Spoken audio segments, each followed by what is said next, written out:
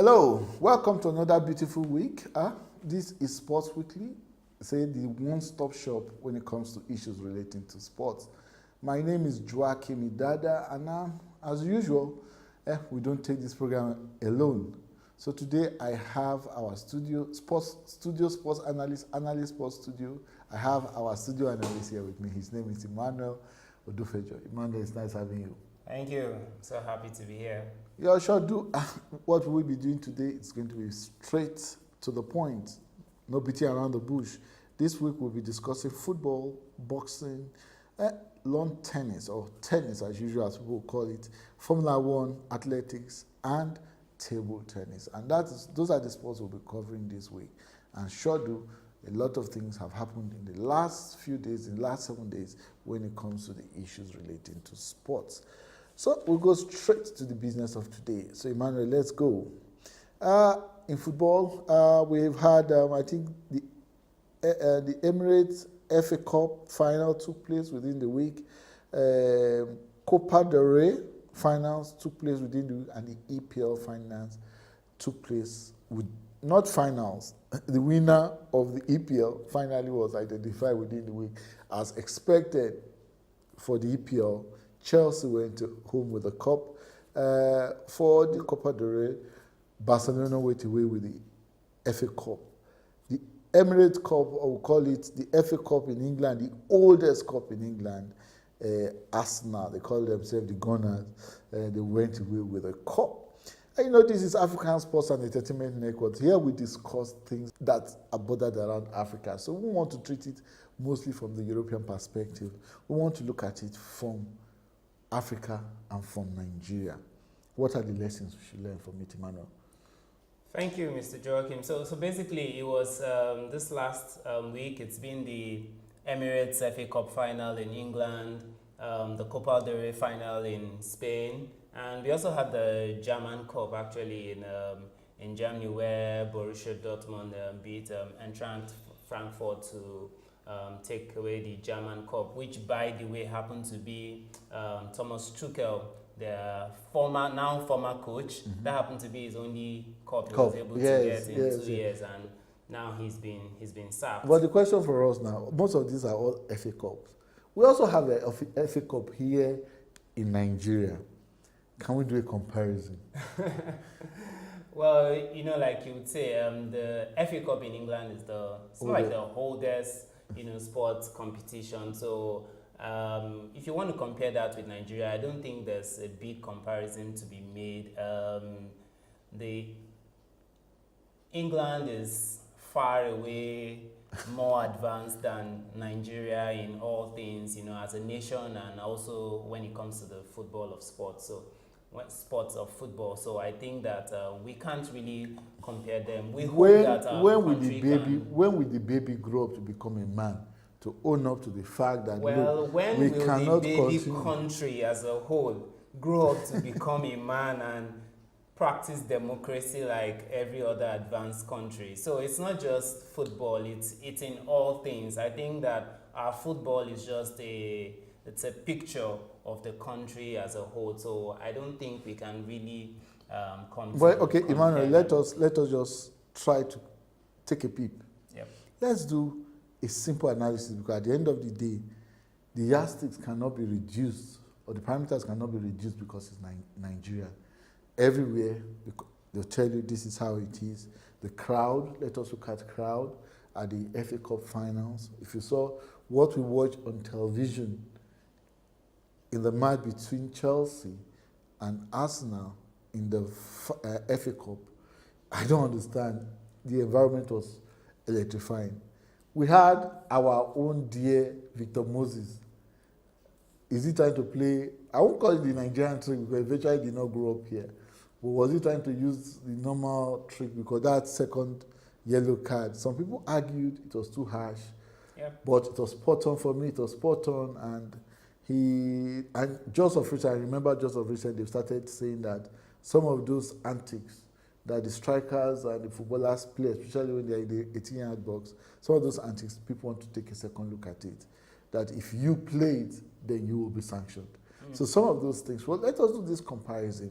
Because first of all, at the end of the day, what I just saw happen even in Copa del Rey, in the FA Cup in England, even in the one in Germany, what I just saw was everything was just clear business, well articulated, as well-oiled machine to generate a lot of revenue.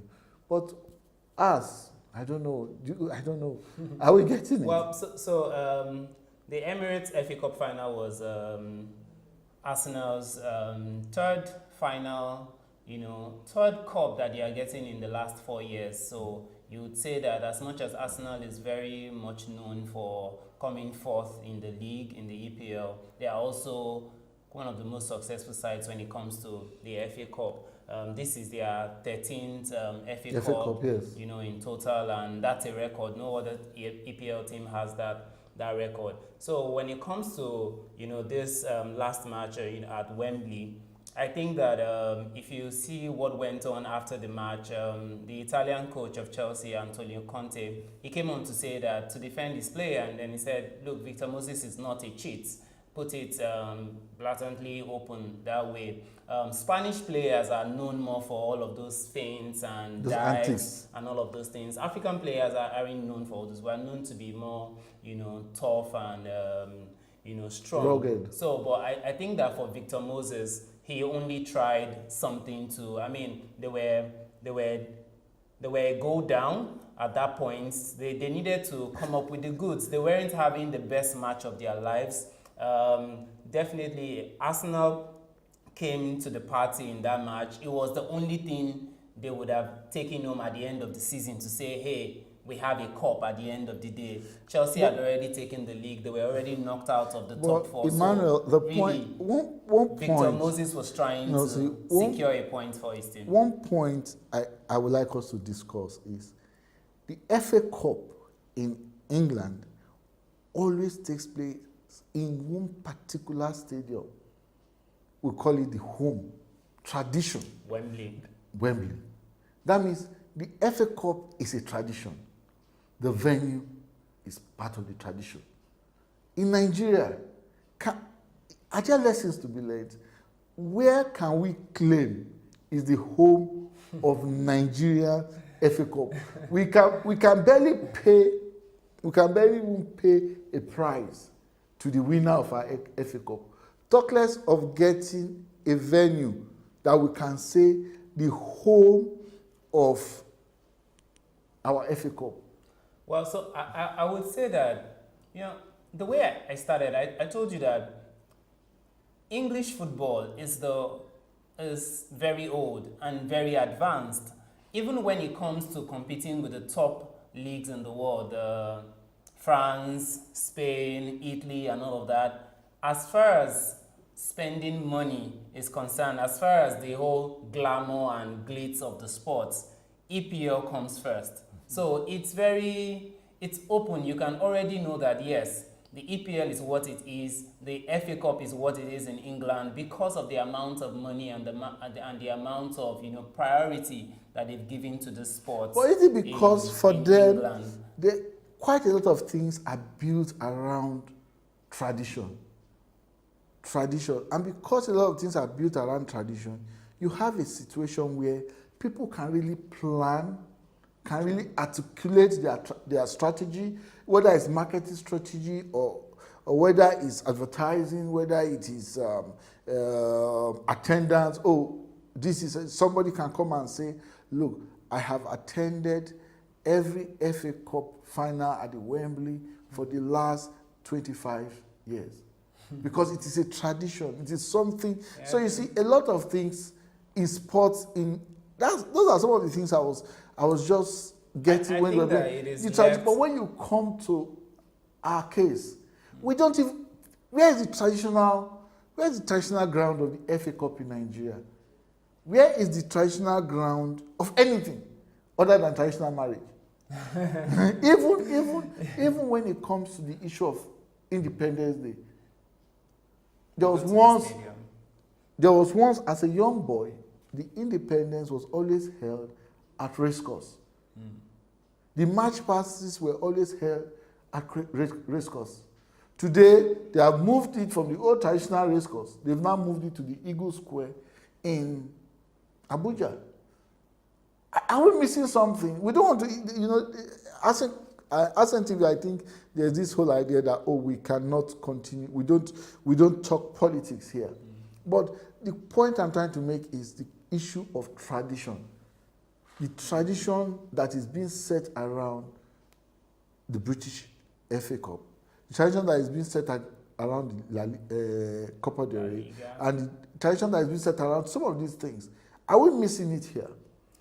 I think football, you know, in Europe as a whole it's a tradition, like you said. You see the team boss, you know, coming along the way, and you see fans lining up the roads. You see them dressing in different attires. I mean, it's much celebrated, and so no wonder the players want to play the match of their lives, you know, for their teams. I think it's a lesson for our administrators here and the government, you know, to really do much more in terms of, you know, marketing, advertising, publicity, and also for us as also fans, you know. But I think it's getting better anyway in Nigeria. Nowadays, you know, you see people coming to the stadium to watch matches. You know, our matches are being televised. Although I do know that right now we have the issue of not even having an opportunity of watching our NPFL, exactly, because our NPFL anymore because they're pulled out. But then we're getting feelers that you know, our rethinking is being done. Will be back. Okay. We'll be back online, so we can begin to watch. But you do have a point. I think that we need to the same way we are passionate about European football. We need to be able to bring it home and do much more for our dear sports. It's one way for youth development in Nigeria. Okay, let's talk about African football, the under-17 African Cup of Nations. Oh, great. The under-17, the total CAF under-17 African Cup of Nations. Well, you know that Mali actually beat Ghana to retain the under-17 AFCON. Great match. I think the match ended 1-0. I watched it. Oh, you watched it. Great. You saw the Ghanaians threw everything into that match.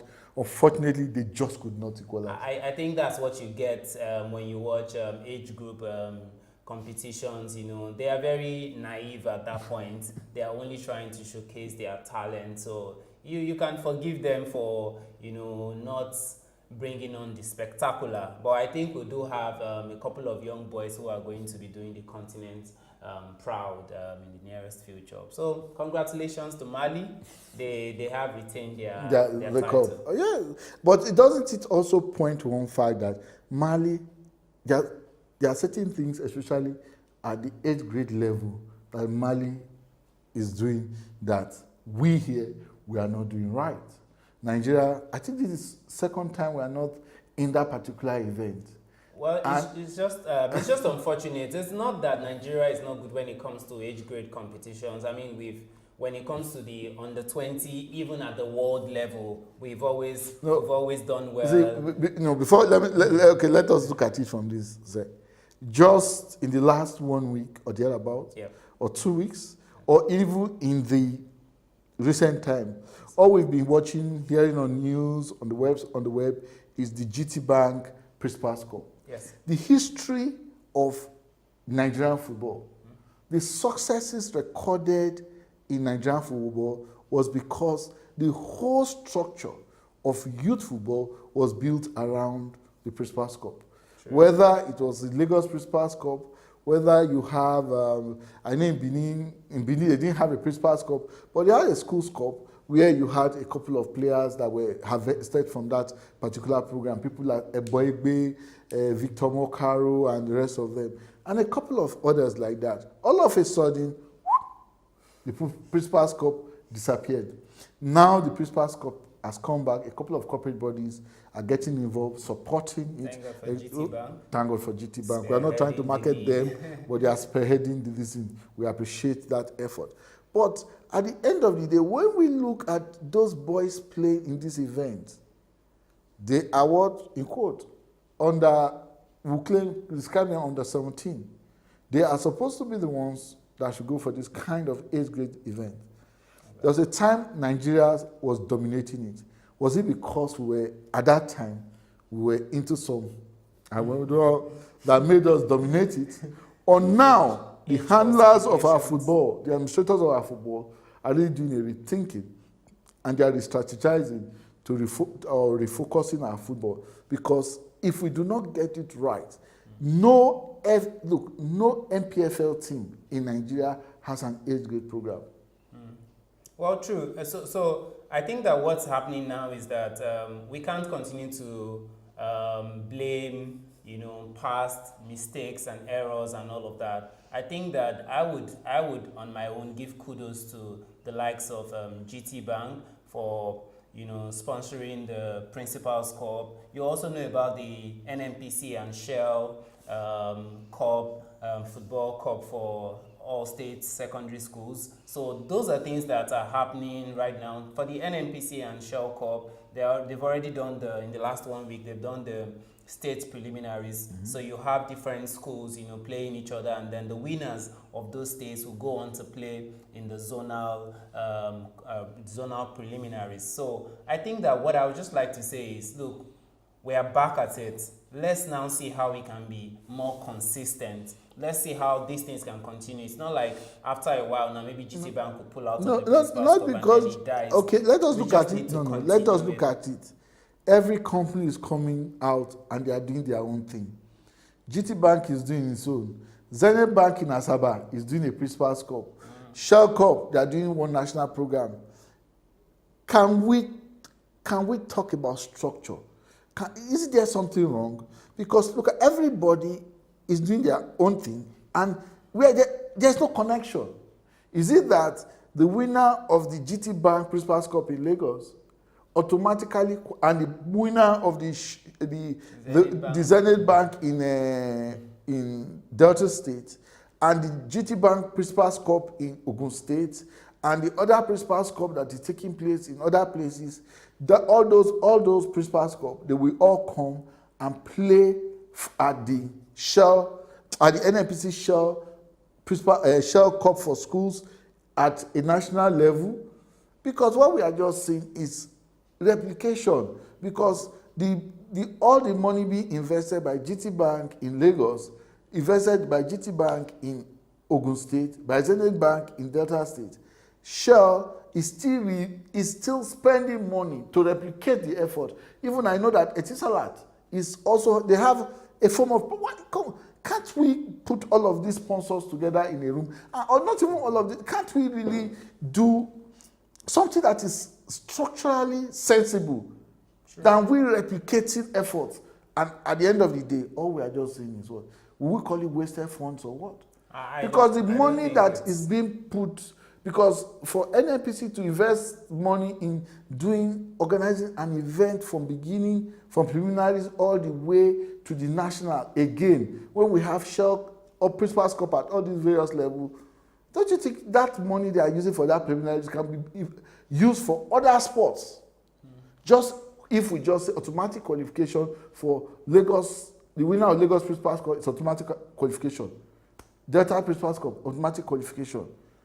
Ogun State Principal's Cup, automatic qualification. Something like that. Something more articulate. Sure. So, you said it all. It's all about structure and it's all about leadership. Everything rises and falls on leadership. So, I think that all of these companies, they're trying to do their own CSR. They're trying to give back to the society wherein they operate. So, that's for them. They are trying to just do the best that they can in their own sphere of influence. Can this still be articulated properly? More on sports administrators in Nigeria. They are the ones that need to come to these people with a broader plan to say, hey, here's the big picture. Here's how we can put all of these things together. It's not for a GT Bank or a Zenith or a Salat to begin to think how to do anything for the whole of Nigeria. Okay. It's more for the sports administrators to try and leverage upon the magnanimity of these companies and say, hey, let's put it together and let's do something more structural for Nigeria. Yeah, so you've raised one point. Very recently, I was involved in the election into one of the sports federation. And in dialoguing with people, members, people in the ministry, I came to observe a little problem, not a little problem, a major problem. At the federal level, they are calling for elections into the various federations. Unfortunately, what I've observed is at the state level, those who are the position of executive at the state association level is not by election. So, and I asked the question, is there no platform where all the various state commissioner of sports or director of sports in the sports councils, all of the whole 36 states of the federation and the federal capital, is there a forum where everybody sits down to articulate this national sports fair and really set up a program such that in every sport there is something, there's a structure, there is something, oh, this is how we want to do it in football. Don't you think that is one of the problems? That is why you have a situation where money, Etisalat will spend so much money, GT Bank will spend so much money, we appreciate the good work they are doing. Zenith Bank is also spending so much money, we're appreciating the good work they are doing. But they are indirectly replicating what others are doing. Don't you think it's a waste of fun? Definitely, it's but if that kind of body is, if that kind of body is there to say in every sport, this is what we are going to do, this is what we are, so at that level, we can now take all of this to these sponsors and market it to these sponsors. Oh, Zenith Bank, can you please handle basketball? Even Nestle is okay, Nestle is handling basketball. Then we now have, something more structured than people replicating the same thing all over again. Exactly, it's true. I think that at the end of the day, that's a better option for us to go by that would bring bigger results. It's to put our house together, put our house in order, and be able to approach these sponsors as one body and be able to have a roadmap, for sports development in Nigeria. That's really what we need to do. Yes, we are on Sports Weekly here. We discuss issues, critical issues that happen in the few weeks, and we try to make some sense out of it and give some direction so that those who administer our sports in Nigeria and even in Africa, because this African Sports and Entertainment Network, we don't limit our discussions only to Nigeria. We try to give it a more African outlook. We know that there are people watching and there are people concerned and there are people willing to contribute, and that is what we're doing right here. We're trying to contribute. Okay, we'll take our break here, and when we'll come back, we will discuss boxing, we will discuss lawn tennis, we'll discuss Formula One, and we'll discuss the Diamond League, they call it IAAF Diamond League, and finally, we'll discuss table tennis. Don't go away, sure, stay tuned, and join us as we come back.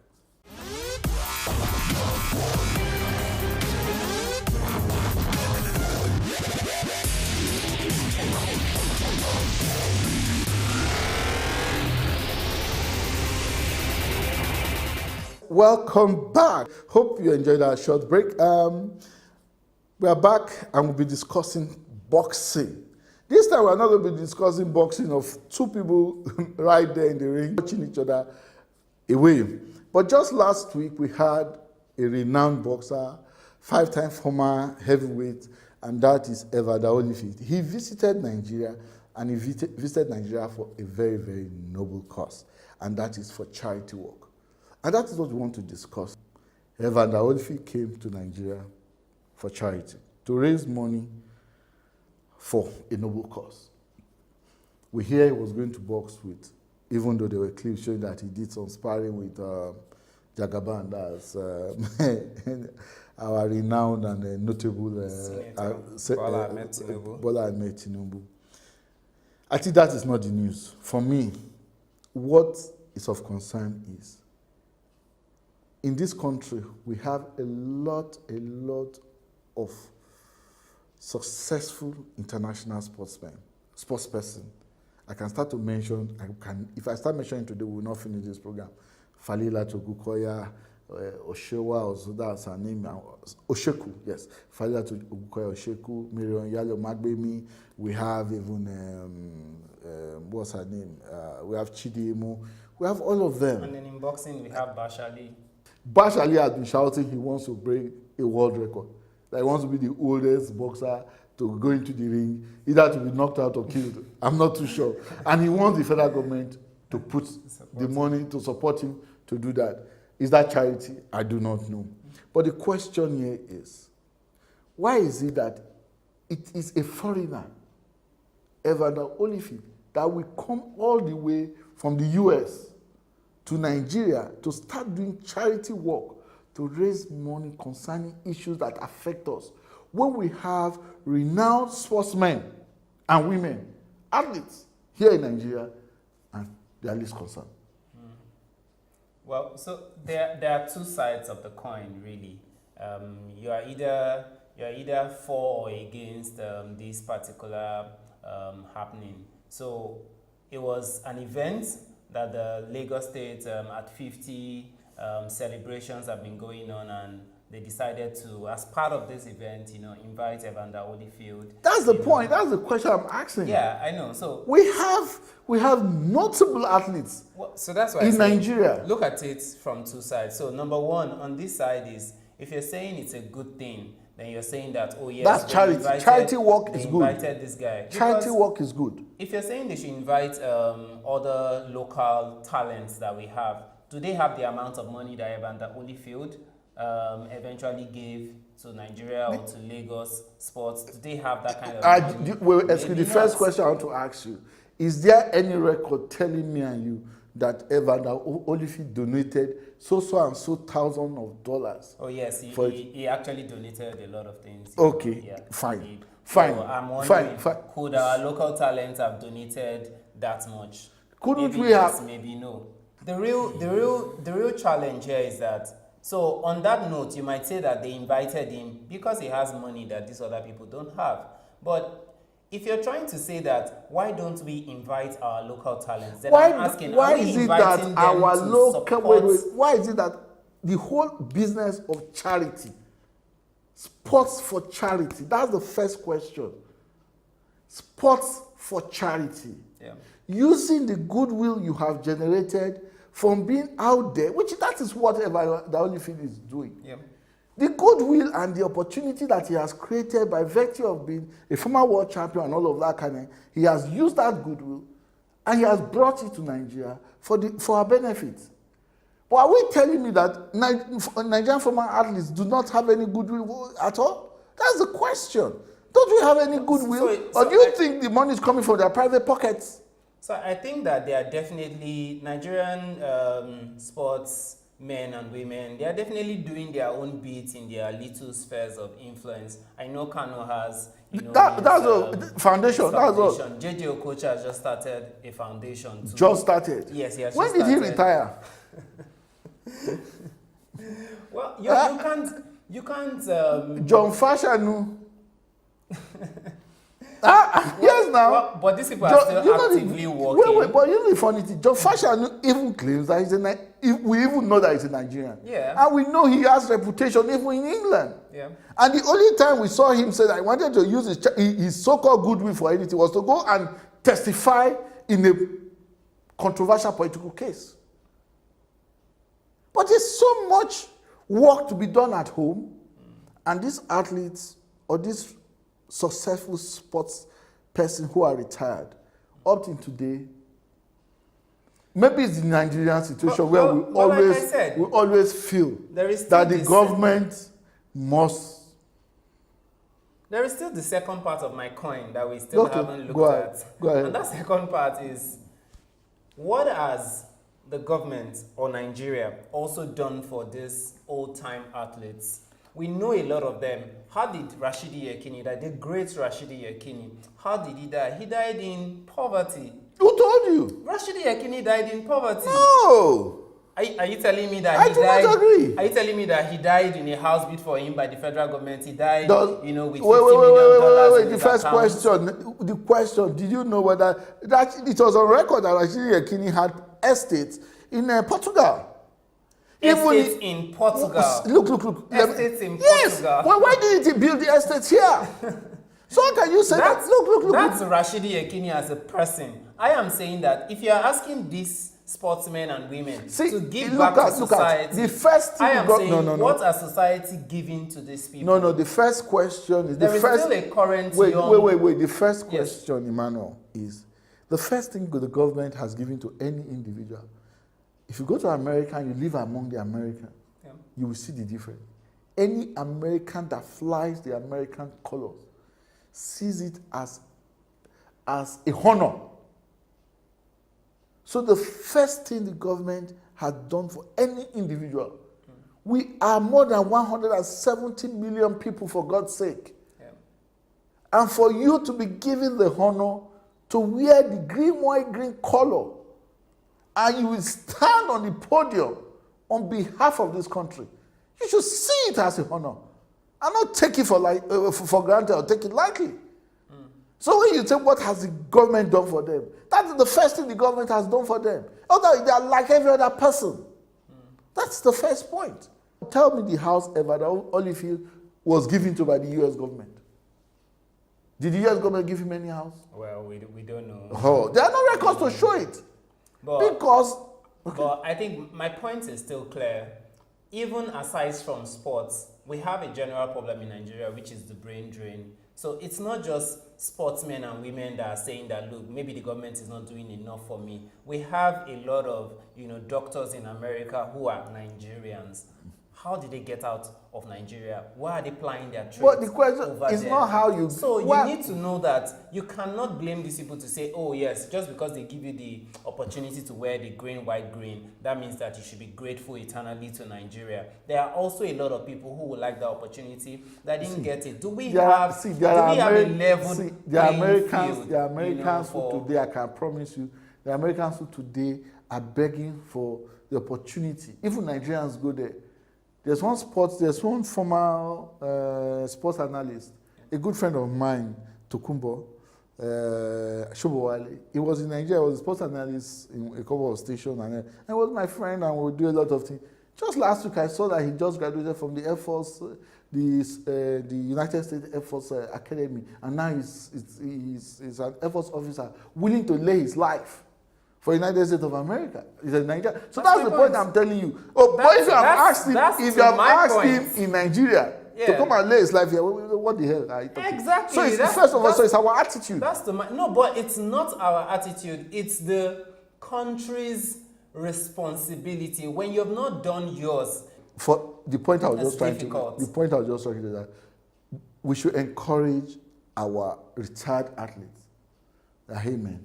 Exactly. There's so much beyond. So it's on the two sides. The country should encourage them, and they also should see how they can give back. They should give back.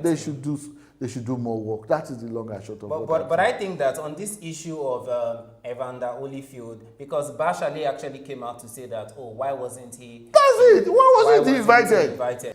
For the event has already taken place. Yeah. We are just expressing our opinion. Exactly. But next time, please, they should also consider that we have renowned athletes, and if we do not appreciate our own, there is nobody else that will come and help us appreciate them. That is the point. Okay. Before we take our next break, let us just talk about. I think we'll talk about Formula One. Something I know that I was watching television over the weekend and I saw in Edo State some people, some Nigerians driving race cars. And I don't know whether we are generally trying to get into the whole business of Formula One the Nigerian way. But surely Formula One is already the whole idea of car racing is gradually creeping into Nigeria. And so that is why we have to discuss Formula One. I think that basically we're beginning to see an influx of all of these different sports, that happens in Europe and other continents. It's now coming into Nigeria, and we'll only be better for it. So if we can start seeing things like, Formula One, I know that the NFL in the America, it's also, we're beginning to see traces of it also in Lagos and in Nigeria. So, but basically for Formula One, Ferrari, Sebastian Vettel, he won the Monaco Grand Prix ahead of teammate Kimi and also Red Bull's Daniel Ricciardo. So congratulations to him. I mean, Ferrari and Sebastian Vettel, they've always been at the top, of Formula One. So this is just another feather to their cap. Congratulations to them. Emmanuel, I watch Formula One from time to time. Yeah. And when I see the kind of investment involved in maintaining a racing team, I begin to wonder all of the interest we show in Formula One. Even with what I watched on television that they were doing, I think it was whether in Obudu or somewhere in Edo State, I'm not too sure. Okay. I begin to wonder, I say, hey. Well, maybe the first thing we should attempt is an Okada race. Yes. You know, if we can get that right. So you got it. So we have so many people riding Okada. I've seen some Okada men, a lot of stunts. Have you ever watched them go and bury a former Okada rider? Yeah, and then you see if you see those guys showing their stunts, I begin to wonder, hey man, you got this in you. Why are you using it just to go? Why can't we do an event for Okada riders and let all of them come in and let us take advantage of the millions that we have and give them something that will make them, that will transform them from just being mere Okada riders to become great motorsport riders. Maybe we'll have another bank or another company start up something again and help this kind of sports. I know that Lagos State is also doing a lot concerning water sports. So I think that in the next couple of years we'll see much more greater development when it comes to sports. Okay, sure. Let's talk athletics. What's happening Athletics. Now? Yes, the IAAF Diamond League in Eugene. It's been going on. Fantastic for the world of athletics. It's just that, as usual, again, Nigeria is not well represented in all of these things. But then we have Ronnie Baker of USA, who won the men's 100 meters in 9.86 seconds. And then South Africa's Olympic champion, you remember him, Caster Semenya. Yep. Yeah, he won the 800 meters in a time of 1 hour, 57 minutes, and 78 seconds. So congratulations to these people who are doing fantastic. Well,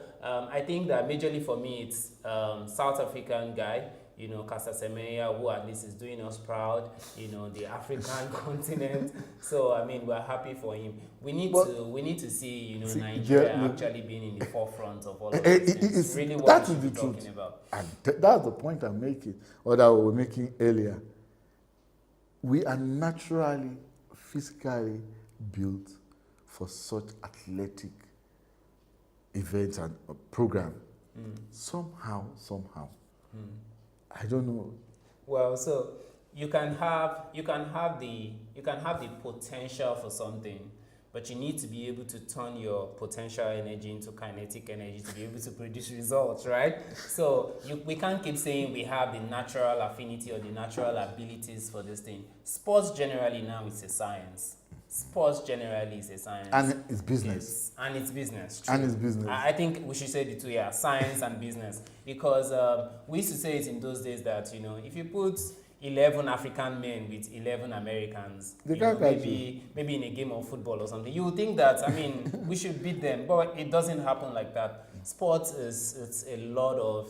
It's gone very advanced nowadays. So it's not just okay for us to say, oh, we have the natural abilities for this thing. We need to begin to develop ourselves from childhood. So in Germany and in America and all of those, you know, advanced countries, you know, some children are just identified from their childhood. That is why the issue of school sports becomes something that is very, very critical. When we are going for Olympics, we're starting our own preparation in maybe a month to Olympics, whereas some countries 12 years ago. No, it's not. How can you say in America you don't start preparing for Olympics 12 years?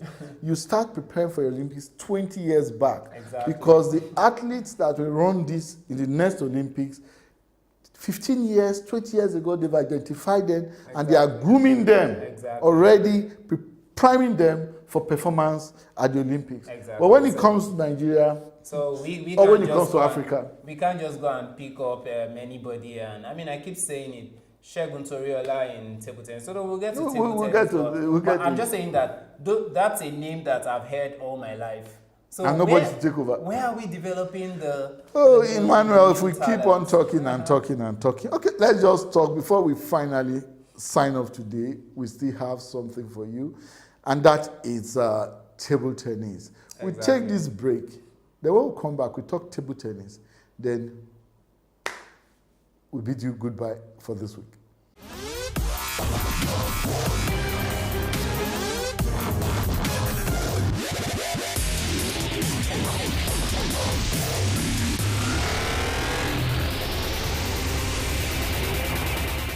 Welcome back. Hope you've enjoyed our discussion. Here we don't like talking politics, but somehow sports, the politics of Nigeria somehow gets involved in everything. So somehow it has sneaked its head into our program today. That's not what we are all about here. We are just all about sports. So right now we want to talk of table tennis. Just once table tennis was so popular everywhere in Nigeria, all you see is table tennis. In those days, we had people like Atonda Musa, Yomi Bankole, and all of them. Oshunaike. Yeah, look, the list is endless. So right now, we want to talk about table tennis. Emmanuel. Well, so basically what's happening in the world of table tennis right now is the ITTF World Championship, which is started in the last couple of days, May 29th, and will run until June the 5th. So we have our very own Aruna Quadri, who is in Düsseldorf right now in Germany, and is participating in the 2017 ITTF World Championship. I think that we can only wish him well and hope that he comes back, with the biggest trophy, whatever that is that they will have in that competition. I just think that again is one of the things that we are discussing. Aruna Quadri has always done us proud and he's always been there, but at what point do we begin to see other people coming to the fore? I went to cover, I think it's Oshunaike. I think she was in the stadium doing a table tennis training for young table tennis athletes.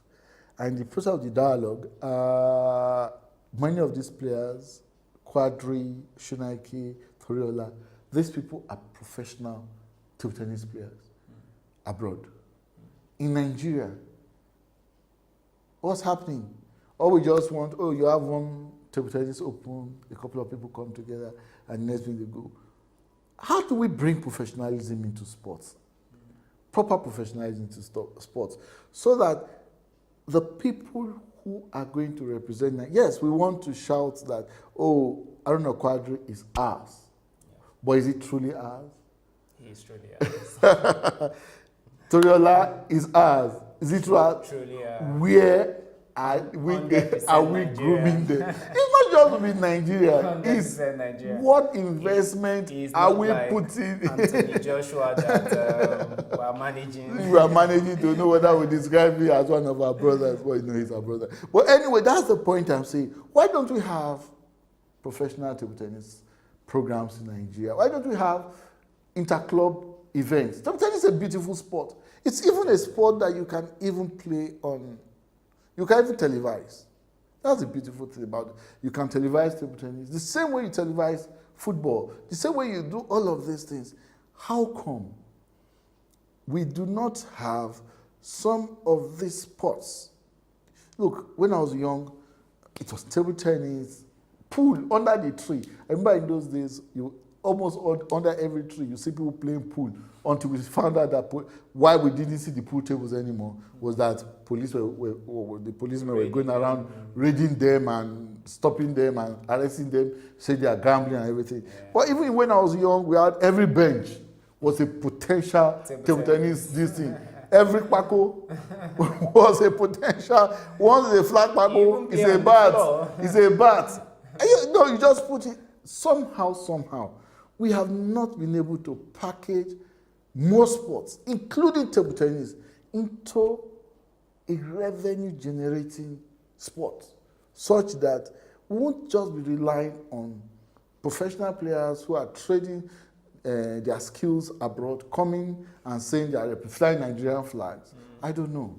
Well, so I don't know where we will cast this particular blame, because I think that it cuts across all stakeholders. So whether it's from the parents to the young children to the administrators, and because I know I also grew up in that generation where we just love to play table tennis. If we had any table, everything, once your dad is not at home, just stay even there. My father's dining table exactly was a place for table tennis. So, but I think that it's a general problem when it comes to sports. We are known so much to be a footballing nation and not known for other sports. So that's a problem that we need to tackle headlong and find a solution to it. Maybe it's in the areas of trying to develop these other sports and make sure that they are just as well represented as as football. So I think that, I mean, the blame lies everywhere. I don't think that, because in secondary school also, I used to play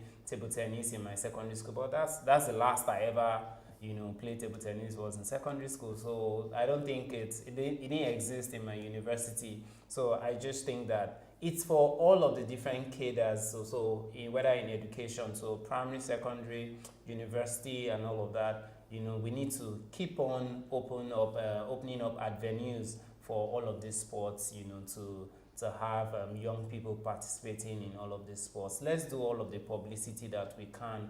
Let's really talk. Maybe one of these days we should get one of our sports administrators to be on this chair and talk about, how to, what's their plan really? How are they developing other sports? And I think we just love football, and we put all our monies into it. I mean, now sports betting, especially football betting, it's all over the place in Nigeria. So why are we, if we have developed football to that extent, why can't we put, commensurate effort into other sports too, and see how we can develop them?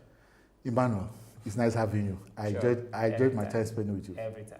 Thank you Thank very you for joining much. me. Yeah. Yes, that is this week's edition of Sports Weekly. Hope you enjoyed it. I enjoyed my time with Emmanuel, and I hope next week we'll have some very, very beautiful package like we just done this week. Till next week then, I say my name remains Joachim Idada. I say have a beautiful week. God bless you.